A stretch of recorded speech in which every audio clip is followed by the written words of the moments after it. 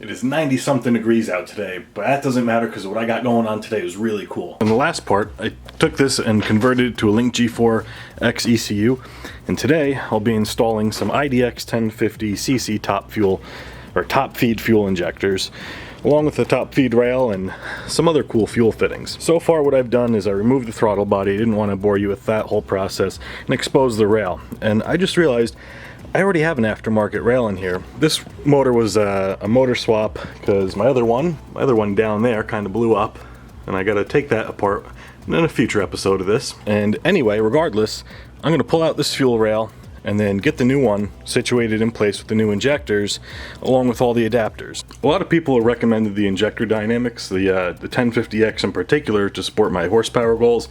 I'm only trying to get around 400 wheel horsepower on pump gas out of this thing with the custom turbo I've got in there now. To accompany the injectors, I'll be using a Racerx top feed fuel rail, which comes with all its hardware and everything else you need to install it. I have a whole box of goodies here as well. I'll be doing an oil change sometime this week, new fuel filter, a bunch of PTFE-6AN braided hose, which is ethanol safe because I do have ethanol plans in the future for this thing, hence the ethanol content sensor, an Aeromotive fuel pressure regulator, some other miscellaneous fittings like this goes from the filter to this feed line, Earl's vice jaws so I can assemble the hoses, some injector adapters because I got the wrong injectors. I ended up accidentally getting ones with an 11mm top hat where I should have gotten 14mm. So one more adapter. It's not really ideal, but it should work. More fuel fittings and a whole bunch of other fun stuff in here, along with a fuel pressure sensor and an expansion loom for the Link ECU so I can monitor fuel pressure, wideband, and ethanol content as well. So let's pop that old fuel rail off and get the new one installed. And about a half hour later, and not a single drop of fuel, no cussing. Yes, EPA, if you're watching, please don't watch my channel anymore. But this is a larger fuel rail. I don't know if this is an ATS fuel rail or Wolfcats or something. Definitely an upgraded side feed fuel rail with some 550cc Supra side feed injectors in there, with what looks like a stock fuel pressure regulator. Anyway, those 1050s with the Racerx top feed fuel rail will make a huge difference when it comes to making some power. So it is out with the old on top, in with the new on the bottom. I'm just going to make sure that all the brackets and everything line up and then drop this new fuel rail in. So I've just done a test fit of the injector, the top feed fuel rail here, and it looks like everything's going to fit well. I'm going to run my feed line from this little U going just over the top of the rail. I measured about how long I need it. I'm also going to be putting a flex fuel sensor in line with the feed line as well.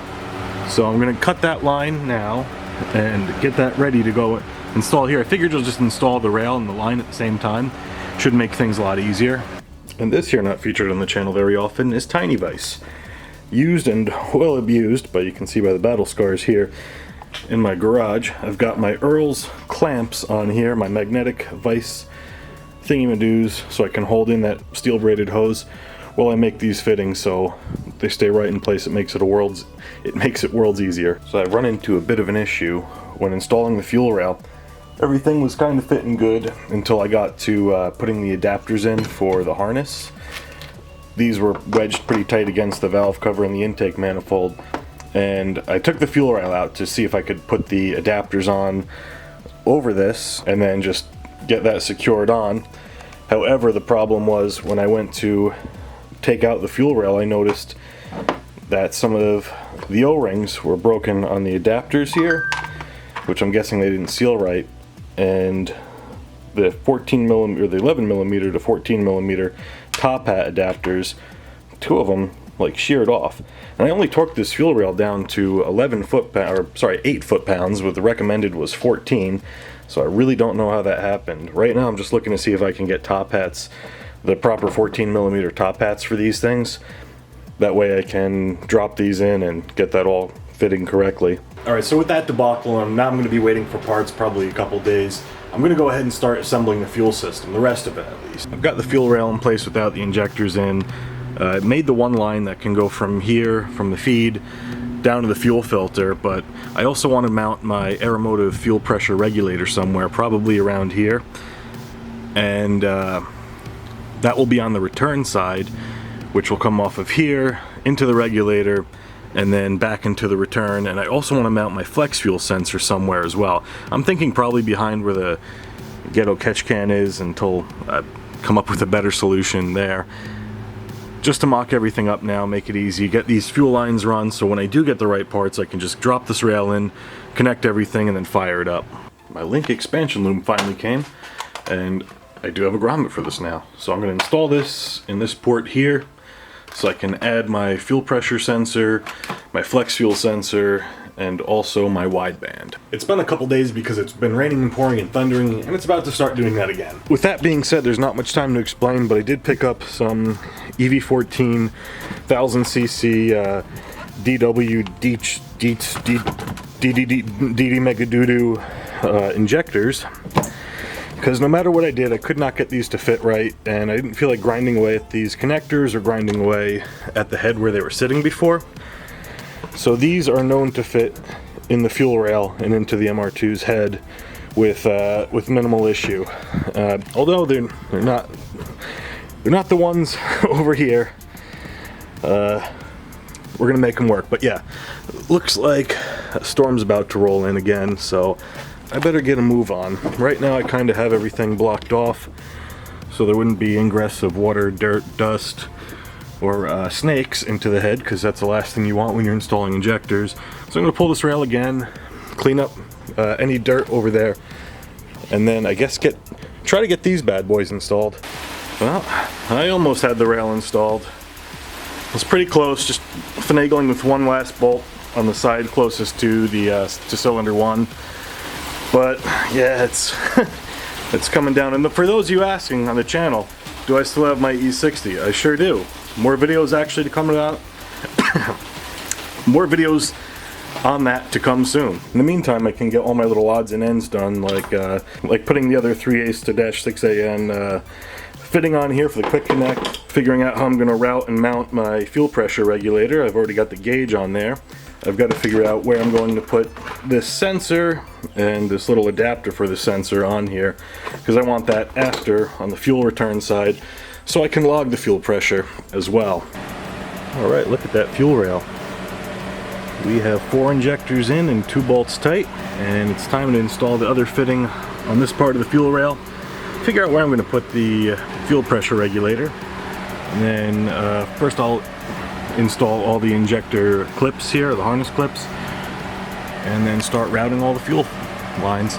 This is a ballast resistor used for low impedance injectors, which comes stock on these MR2s. So in order to use high impedance injectors like I've got in there now, these wires going into this resistor all have to be cut and then merged together, soldered together, or connect them the best way possible. So the resistor plug end is cut off and soldered together. Unfortunately, it's not focusing, so you can't see how bad of a job I did, but I'm going to slip some heat shrink tubing over it and then wrap it with some electrical tape just as extra assurance, and then plug it back in. Now it's all heat shrunk together, going to be electrical taped, and then it's time to jumper the fuel pump and the diagnostic port, let it run, and see if we have any leaks. I got a lot done that I unfortunately didn't have time to film. So I checked for all my leaks and the fuel system. Once everything was all plumbed together, I ran the fuel pump just by activating it through the Link ECU, and I was able to fire it up. And there it is running. Cold start idle's still a little rough, so that's got to be played with a bit. It's a little too fat, so and then you can see it's a little too fat. 9.5 right now, 9.6. So we're gonna have to lean out that cold start idle. But yeah, there's no leaks. Here's how it's all plumbed up. All my custom fittings work. Fortunately, when I first installed this was leaking.